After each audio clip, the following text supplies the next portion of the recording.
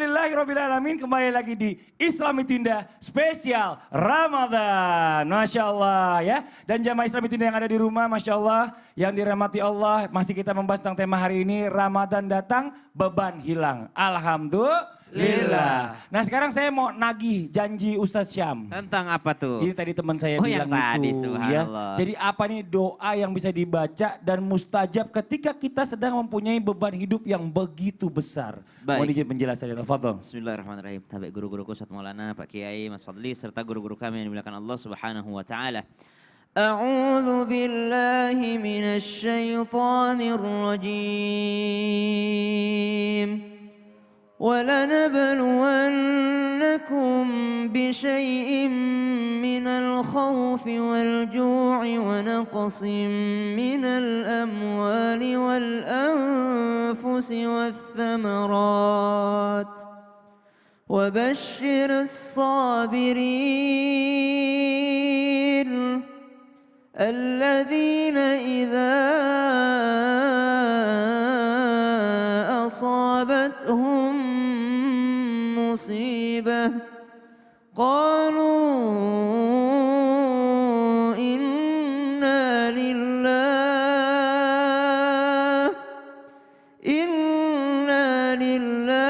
وإنا إليه راجعون. Maka jikalau dikatakan atau ditanyakan doa ketika sedang sedih, gundah gulana, bahkan khawatir akan masa depan, bahkan ada perasaan ingin mengakhiri hidup, ingin merasa bahwasanya melepaskan segala beban di dunia ini, maka Allah katakan, qalu, ucapkanlah atau bacalah, katakanlah apa yang dikatakan, inna lillah, semuanya dari Allah, wa inna ilaihi raji'un, dan semuanya akan kembali kepada Allah. Maksudnya apa? Ketika kita punya masalah, maka kita ingat kepada Allah, semuanya dari Allah. Kalau nyawa saya saja tidak abadi, apalagi masalah hidup saya.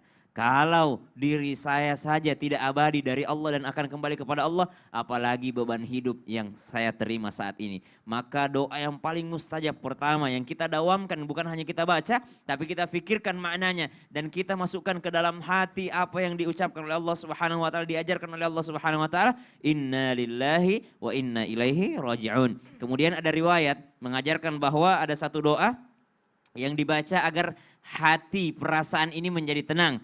Allahumma inni as'aluka nafsan bika mutmainnah. Ya Allah, saya memohon kepadamu jiwa yang tenang kepadamu ya Allah. Wa tu'minu biliqa'ik, dan kepercayaan iman untuk bertemu denganmu. Wa tardha biqada'ik, dan aku mohon kepadamu ya Allah, bantu aku untuk ridha terhadap takdirmu ya Allah. Wa taqna'u bi'ata'ik, dan ya Allah bantu aku untuk menjadi orang yang senantiasa bersyukur atas apa yang Engkau berikan. Kadangkala hati ini tidak tenang, jiwa ini menjadi tidak tenang ketika tidak percaya akan bertemu Allah.